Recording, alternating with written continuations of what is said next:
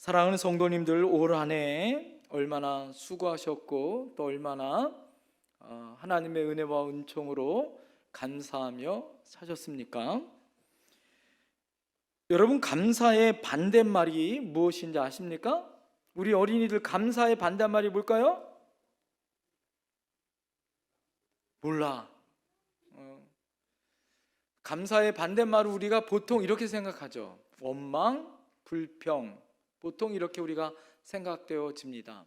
그러나 더 깊게 생각해 보면 이 감사의 반대말은 당연이다 라고 우리가 생각할 수 있지 않을까요?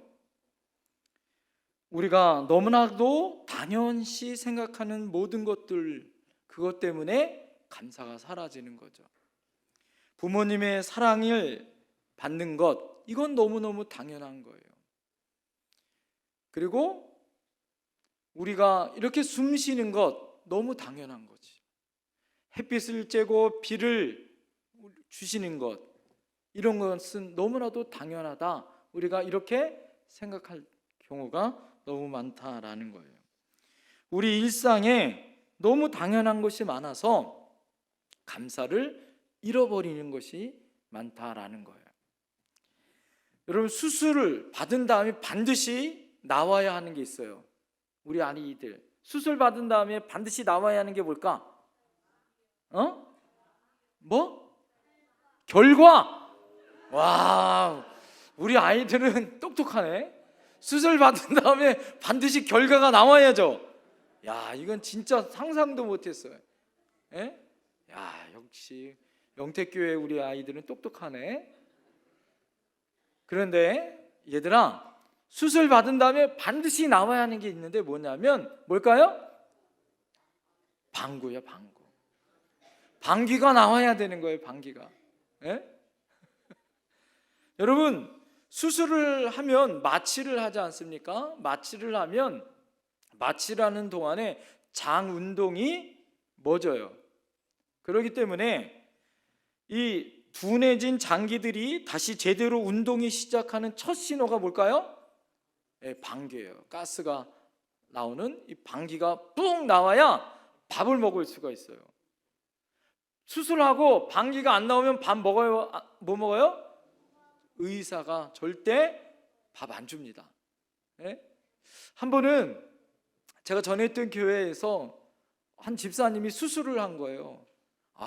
그런데 수술을 했는데 방귀가 안 나온다는 거예요. 이틀이 지나고 3일이 지났는데도 배가 고픈데 방귀가 안 나온다고 어떻게 했을까요? 목사님, 신방 좀 와달라는 거예요. 세상에. 그래가서 제가 어떻게 기도했을까요? 마침 남자 집사님이어서 누우시라고 안수기도 했어요. 어디다 안수기도 했을까요? 아니요, 엉덩이에다 했어요. 엉덩이에다가 하나님, 사랑하는 집사님, 수술 잘 됐다고 하는데 빨리 뭐 나오게 해달라고?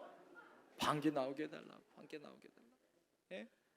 그리고 제가 뭐라고 기도했을까요? 예수 이름으로 명하노니 방귀야 빨리 나와라. 이렇게 기도했어요.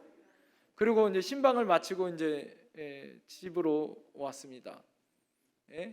근데 조금 있다 카톡이 딱 왔어요. 그 집사님이, 목사님 빨리 전화 좀 해주세요. 딱 받았어요. 그랬더니 그 집사님 첫 마디가 뭔지 아세요? 할렐루야! 목사님 방귀가 나왔습니다. 할렐루야! 그래서 제가 그 집사님 별명을 할렐루야 방귀 집사님 이렇게 불렀었어요. 막 놀리느라고. 아이고, 여러분, 우리가 평상시에는 방귀가 그렇게 소중하고 귀중한 것이 잘 몰라요.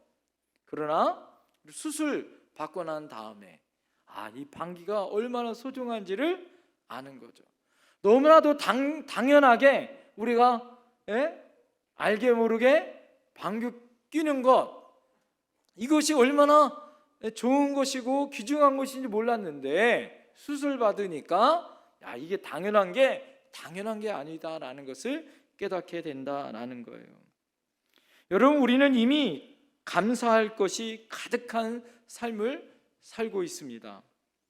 감사를 잊고 열심히 강구만 한다고 살다가 여러분 뭘 잊어버리냐면 감사를 잊어버리고 사는 거죠. 감사는 씨앗과 같아요. 그래서 감사를 심어야 무엇의 열매가 열리냐면 감사의 열매가 열리는 거예요. 할렐루야. 기쁨의 씨를 뿌려야 기쁨의 열매가 맺을 수 있는 거예요. 사랑의 씨를 뿌려야 사랑의 열매가 나오는 거죠. 그런데 놀라운 것은요, 하나의 씨앗을 뿌리는데 그 열매와 결과는 우리가 전혀 예상치 못한 풍년으로, 풍작으로 그 열매가 맺혀지더라라는 거예요. 이것이 심고 거둠의 법칙이더라라는 거죠. 우리 아이들이 나와서 이렇게 찬양을 했지만 우리 아이들이 찬양과 율동, 아이들 안에, 여러분 이 아이들 안에, 이 씨앗 같은 우리 아이들 안에 여러분 전 세계를 주름잡는 아이돌 스타가 나올지 누가 알겠어요? 엉덩이를 흔드는 거 보니까 가망성이 있는 것 같은데, 여러분 우리 아이들의 안에 무한한 가능성과 그 잠재력이 있다라는 거죠. 중요한 건 뭐냐? 그래서 우리가 열심히 심어야 하는 거예요. 그러기 위해서 어떻게 됩니까? 지난 과거를 불평이 아니라 감사로 해석해야 되는 거예요. 따라합니다. 인생은 해석이다. 그래서 우리 안에 인생을 어떻게 해석하느냐에 따라 내가 불평이 나올 수도 있고 감사가 나올 수도 있는 거예요. 오늘 감사절을 맞이했지만 오히려 내 마음 안에 힘들고 어려우신 분들도 있어요. 내가 감사거리를 찾아봐도 도대체 나는 감사거리가 없어. 하나님 앞에 추수 감사절을 지내야 되는데 어떻게 추수 감사절로 예배를 하나님 앞에 드려야 하는지. 제가 전에 있던 교회에 집사님이, 지금은 그때 안수 집사님이셨는데 지금은 장로님이 되셨어요. 그 집사님이 저한테 와서 신앙 상담을 하는 거예요. 목사님, 저는 11조를 온전하게 드리고 싶고 하나님 앞에 감사의 예물, 특별히 절기 헌금을 하나님 앞에 드리고 싶은데 고민이 있다는 거예요. 그것이 무엇이냐면 11조를 드려야 되는데 특히 자기가 빚은 많이 져가지고 이 11조를 드려야 하는데 11조를 떼어서 드리면 계속 마이너스고 빚은 갚아야 되고 어떻게 해야 됩니까? 하나님 앞에 계속 마이너스로, 이게 사업이 정말 어렵고 힘드니까 그렇게 해서 어떻게 드려야 되는지 그것이 고민이 돼가지고 이 집사님이 와서 상담을 하는 거예요. 여러분 어떻게 드려야 될까요? 계속 마이너스인데 뭐 11조를 드리면 또 자기가 번 것보다 더 마이너스인데 어떻게 이거를 해야 되는지. 그래도 제가 그렇게 말씀드렸어요. 그래도 하나님 앞에 온전하게 다는 내가 형편상 못 드려도 하나님 앞에 내 마음껏, 내 하나님 앞에 정성껏 내가 일정 금액을 정해놓고 드릴 수 있도록 노력을 하시라고. 그러고 나서요, 그렇게 이 집사님이 어떻게 했을까요? 순종했어요. 불평한 것이 아니라 오히려 감사했어요. 그리고 사업을 시작했는데 사업이 대박이 돼가지고 빚도 갚고 직분도 장로님이 되셨어요. 할렐루야.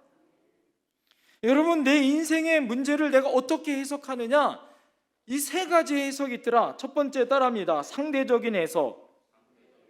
이거는 뭐냐면 타인과 내가 비교하는 거예요. 상대적으로 비교하는 거예요. 나보다 더 많은 부자, 나보다 더 잘생기고 잘나가고 출세하고 인기 있는 사람하고 자기를 비교하면 나는 뭐예요? 매일 열등하고 화나고 나는 계속 안 되는 인생으로 해석되어질 수 있는 거죠. 수평적으로 비교하면 이거는 뭐예요? 우위가 갈릴 수 있어요. 어떻게 해석하느냐에 따라서 불평할 수도 있고 감사가 나올 수도 있어요. 사랑하는 성도님들, 중요한데 그래도 내가 어떻게 해석을 하느냐가 중요하더라라는 거죠. 여러분, 위를 보면 불평해. 그러나 아래를 보면 감사가 나와야 안 나와요? 나와요. 해석은 그래서 자유지만, 그래서 객관적으로 보면 내가 지금 어려울 수 있어요. 그러나 아래를 보면 어떻게 할까요? 감사가 나올 수 있는 거죠. 이왕이면 위를 보면 불평과 불만과 어려움이 있죠. 나보다 어떻게 임금도 더 높고 더 좋은 차, 좋은 집, 좋은 곳에 사는 사람들과 비교하면 나는 어떻게 해요? 낮아져요. 그러나 아래를 여러분 바라보면 어떻습니까? 나보다 더 힘들고 어려운 사람들을 바라보면 그 안에서 뭐가 나와요? 감사를 찾을 수 있어요. 여러분, 이런 글이 있더라고요.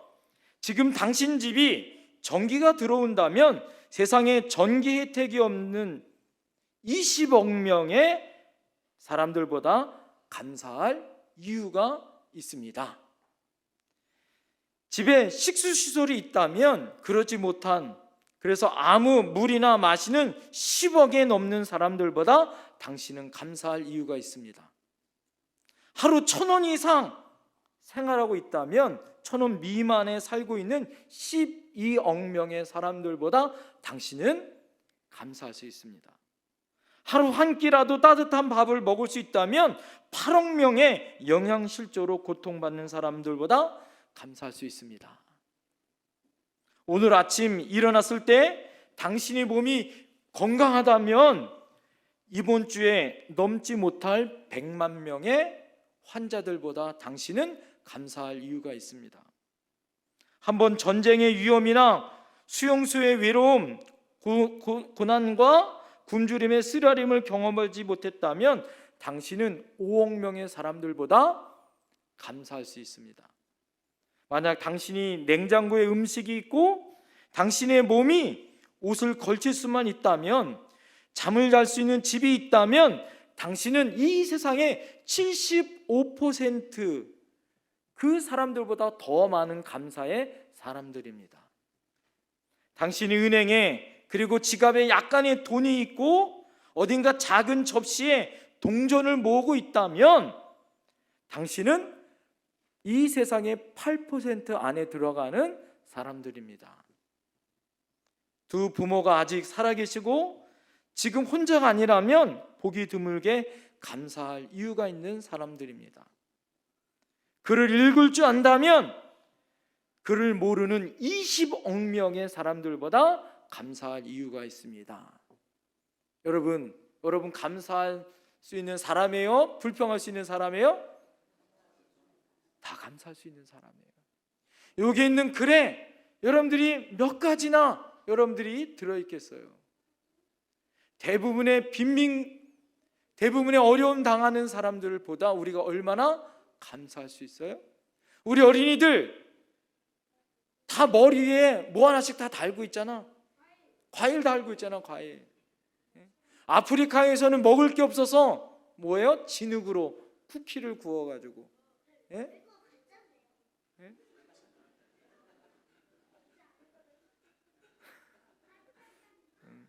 그렇게 가짜라고 가리켜. 정말 배가 고파가지고 그 진흙 쿠키를 만들어서 먹고 싶은 그런 마음과 소원을 가지고 살잖아요. 예? 여러분들, 기준점을 어디에 두느냐에 따라 내 감사가 해석이 완전히 틀려질 수 있어요. 감사할 수도 있고 불평할 수도 있습니다. 그러나 여러분, 우리가 상대적으로 감사하는 것이 아니라 내가 감사의 기준을 가지고 있으면 내가 어떠한 여러분 형편에 있든지 풍부에 있든지 비천에 있든지 일체의 감사의 비결을 찾을 수 있는 줄 믿습니다. 둘째로 여러분 따라합니다. 일어난 결과에 의해 감사할 수 있다. 여러분, 어떤 결과에 의해서 내가 감사가 좌지우지 되는 사람들이 있어요. 예?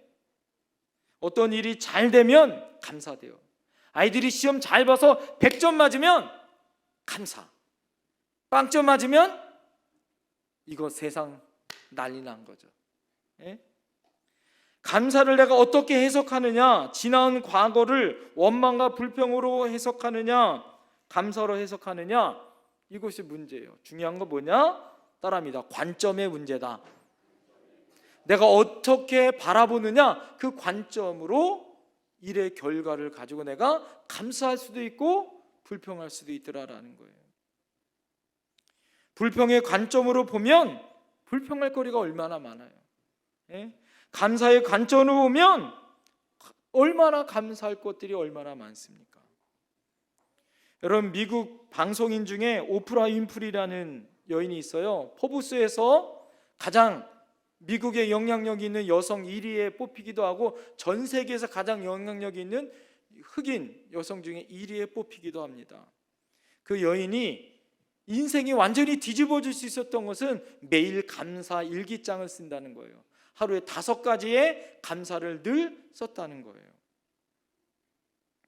처절한 지난 과거를 살펴보면 이 여인은 감사를 도저히 찾을 수 없는 여인이에요. 어릴 때 사생아로 태어나 할머니 손에 자랐습니다. 삼촌에게 성폭행을 당하고 14살에 미혼모가 되어졌어요. 여러분, 그 여인에게 감사가 있어요? 여러분, 아기가 태어나자마자 14살 때 태어난 그 아이가 2주 만에 죽어요. 그 충격으로 이 14살 먹은 이 소녀가, 흑인 소녀가 가출을 합니다. 가서 마약과 알코올로 인생을 허비해요.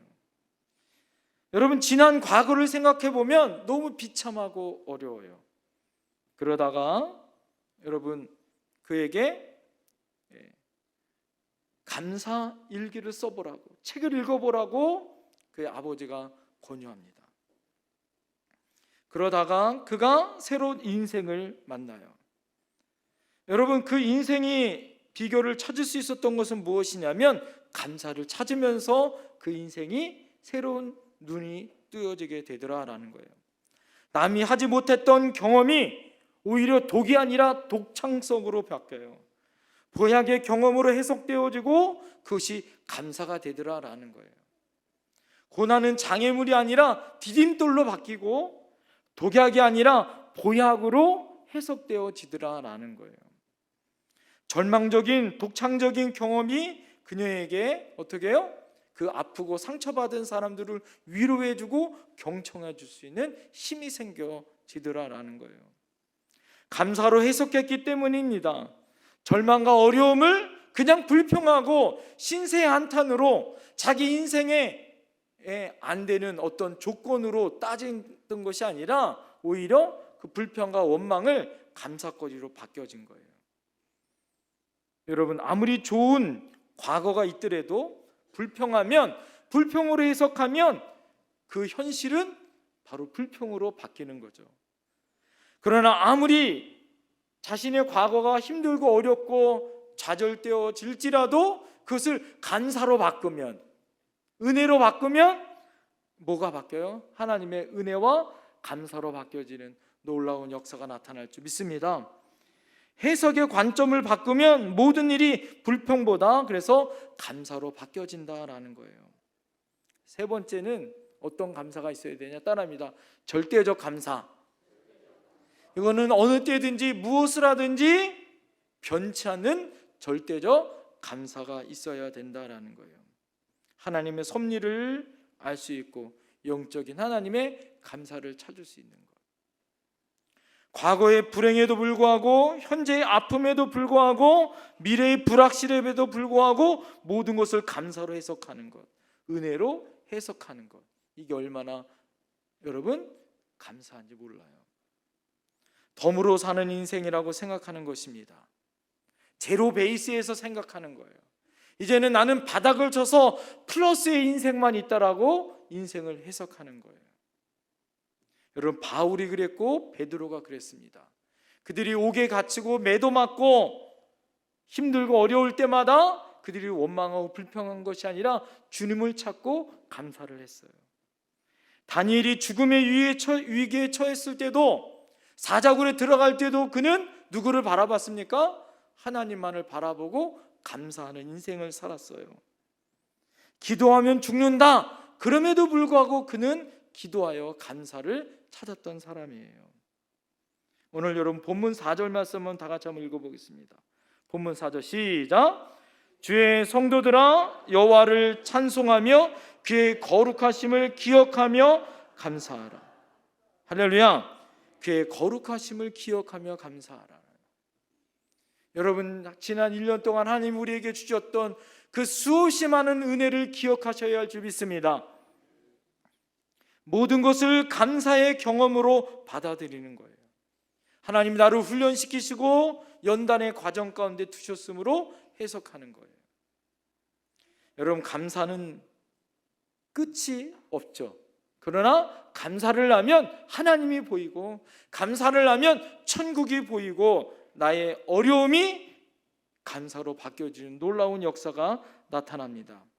마이어 H. 케이드라는 사람이 이렇게 얘기해요. 신앙을 알아보는 가장 정교한 방법은 그 사람이 얼마나 자주 그리고 실속 있게 감사하느냐가 그 사람의 신앙을 판명합니다. 이렇게 얘기해요.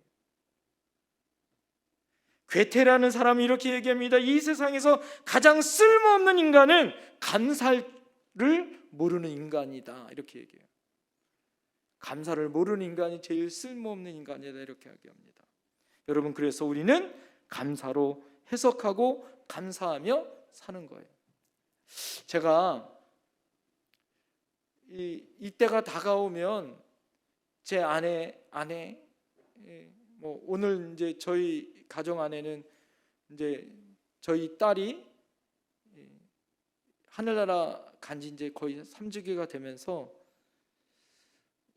저희 딸이 21일 날이 저희 딸 생일이에요. 참 제가 이번에 다니엘 기도하면서 하나님이 이번엔 또 무슨 은혜를 나에게 주실까 제가 기도하면서 하나님 앞에 큰 감사와 은혜를 얻었던 건 뭐냐면 하나님이 우리 딸을 하늘나라 보내면서 왜 이때 하나님이 우리 딸을 태어나게 하셨을까? 여러분 추수감사주일은 11월 셋째 주로 정해져 있어요. 그래서 저희 딸의 생일이 왔다 갔다 하는 그 날짜에 꼭 있고 다니엘 기도회가 우리 딸의 마지막 생일을 맞이하는 날이에요. 그러면서 제가 설교를 준비하면서 이 은혜가 있는 거예요. 그게 뭐냐면 감사를 잊지 말라고. 아무리 힘들고 어려워도 감사를 잊지 말라고. 하나님이 우리에게 주시는 절대적인 감사는 어떠한 상황과 환경으로 좌지우지 되는 것이 아니에요. 하나님을 바라보고 신뢰하며 하나님의 은혜 가운데 하나님을 살기를 바라는 것이 우리의 감사의 조건이에요. 할렐루야. 여러분 그럴 때 하나님이 우리에게 주시는 감사의 열매와 축복이 있습니다. 첫 번째 따라합니다. 감사하면 행복해집니다. 한번 옆에 사람에게 고백합시다. 감사하면 행복해집니다. 여러분 감사하면 행복해지십니까? 감사의 씨앗을 심으면 행복의 열매가 맺어요. 보네포 목사님이 따라합니다. 감사를 통해 인생은 부유해집니다. 건강한 인생, 아름다운 인생, 성숙한 인생, 행복한 인생은 감사에서 나오는 거예요. 하나님 감사하는 자에게 즐거움과 평안의 복을 주셔요. 하박국이 비록 무화과 나무가 무성하지 못하며 포도나무에 열매가 없으며 감람나무에 소출이 없으며 밭에 먹을 거리가 없으며 우리의 양이 없으며 외양간에 소가 없을지라도 나는 여호와로 말미암아 즐거워하며 나의 구원의 하나님으로 말미암아 기뻐하리로다. 없고 빼앗기고 좌절하고 넘어지고 아무것도 할 수 없어도 여호와로 인하여 감사할 수 있는 것, 그것을 인하여 내가 행복할 수 있는 것, 이것이 하나님이 우리에게 주신 감사예요. 어려운 환경 중에서도 감사를 지니고 즐거움을 기쁨으로 찾을 수 있는 것, 이게 진짜 감사예요. 여러분 내가 감사할 때 그가 감동받고 감동은 또 다른 에너지를 만들어내요. 그래서 여러분 어떻습니까? 이 감사는 전염성이 있어요. 불평도 전염성이 있어요. 그런데 여러분, 이 감사는 전염병이 있어서 여러분 옆에 있는 사람이 감사하면 나도 또 감사가 나와요. 내가 옆에 있는 사람들이 즐거우면 내가 또 즐겁게 되어지는 거예요. 한번 옆에 분을 바라보면서 감사하는 사람인지 아닌지를 유심히 한번 살펴보시면서 이렇게 고백합니다. 당신 때문에 감사합니다. 할렐루야. 감사할 때 밝아져요. 감사할 때 기쁨이 있습니다. 감사할 때 생기가 있는 거예요. 할렐루야. 그러므로 여러분, 이 세상에 여러분은 어떻게 해야 돼요? 우리가 감사의 본이 되어야 되는 거죠. 빛이 되어야 되는 거예요. 서로 격려해 줘야 되고 힘들고 어려울 때 행복을 나누어 줘야 됩니다. 사랑하는 성도님들, 하나님 은혜 가운데 오늘은 추수감사주일에서 얼마나 감사한지, 오늘 기장떡 준다고 했는데 얼마나 감사한지, 이따가 맛있게 드시면서 여러분 어떻게 돼요? 이거를 서로 나누어 먹고 서로 교제하고 천국과 소망의 기쁨이 되기를 소망합니다. 따라합니다. 감사하면 기적이 넘칩니다. 기적이 찾아옵니다. 여러분, 감사의 씨앗을 심으면 기적의 열매가 맺는 줄 믿습니다. 한밤중에 바울과 실라가 기도하고 찬송합니다. 그것이 지금 어디예요? 옥에 갇혀 있어요. 죄수들이 듣더라. 이에 갑자기 큰 지진이 나서 옥토가 움직이고 문이 곧 다 열리며 모든 사람이 메인 곳이 다 벗어진지라. 여러분, 바울과 실라가 옥에 갇혀서 언제 죽을지 모르지만 감사의 찬송을 부를 때 옥문이 열리고 여러분 가지고 있었던 창고가 열리는 역사가 나타난 줄 믿습니다. 여러분, 기적의 샘은, 기적의 밤은 어떻게 역사하는 거예요? 감사를 통해서 나타난 거예요. 여러분에게 밤이 찾아오죠. 빈들과 같은 빈궁에 밤이 찾아오기도 합니다. 경제적인 밤, 인간관계의 밤, 건강의 밤, 자녀들의 문제, 그래서 어두운 밤을 지내시고 또 아파하십니다. 여러분, 그럴 때 이 문제를 어떻게 해결할 수 있을까요? 여러분, 예수님을 잘 보세요. 예수님은 어떻게 이 문제를 해석하셨는지. 여러분, 오병이어의 기적의 사건, 보리떡 5개 물고기 2마리로 장정 5,000명을 먹고도 남은 12강주리가 있고 어린아이 장년까지 합하면 2만 명 정도의 사람들이 모였다고 얘기하잖아요. 이 오병이어의 기적이 어떻게 일어났습니까? 죽은 나사로가 어떻게 여러분 살아났습니까? 예수님은요, 따라합니다. 기도보다 감사가 앞섰다. 예수님은 감사하시고 기도하셨을 때 기적이 나타났어요. 할렐루야. 기적은 그냥 있는 것이 아니라 순서가 있더라. 순서가. 여러분, 뭐예요? 먼저 감사가 먼저예요.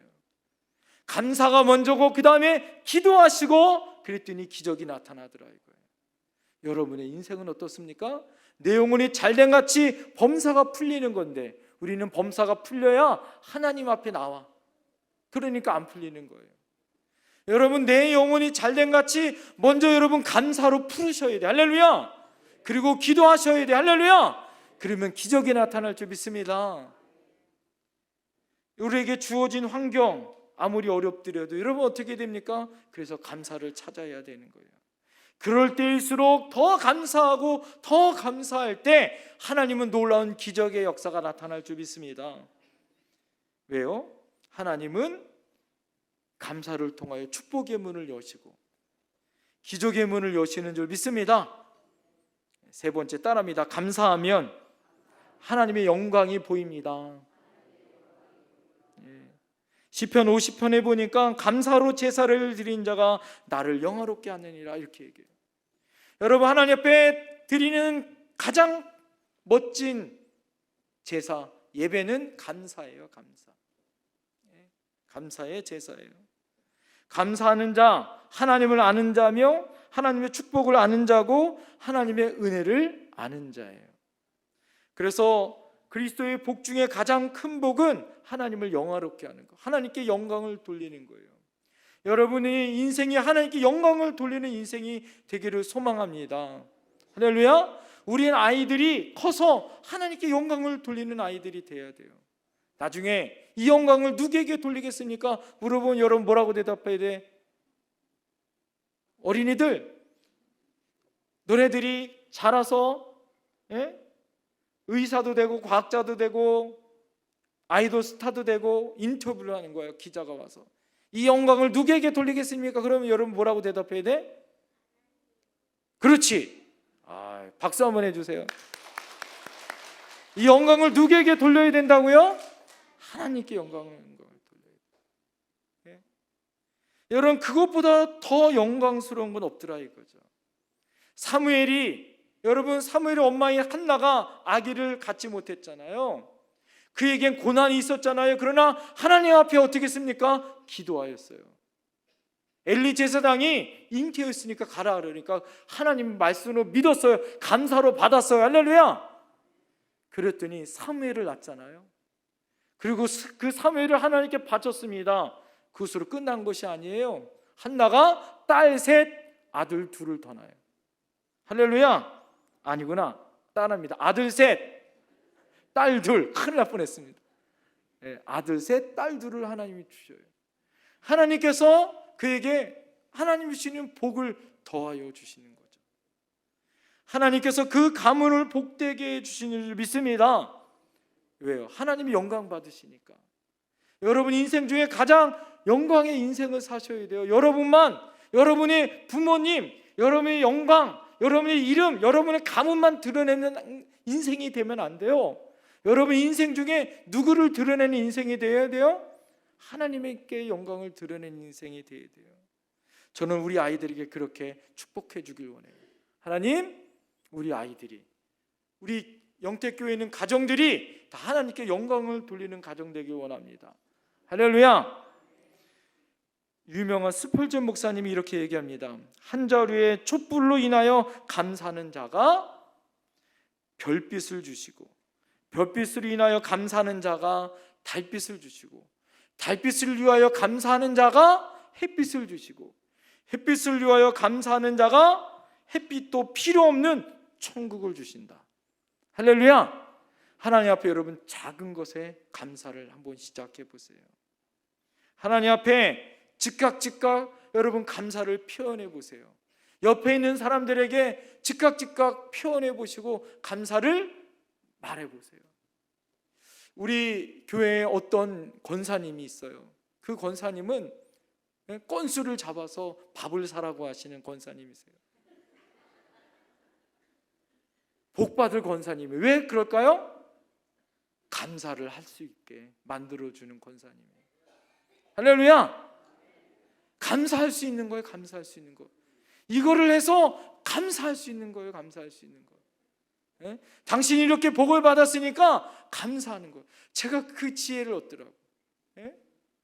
여러분 무엇을 하든지 감사로 받으면 버릴 것이 없는 거예요. 할렐루야.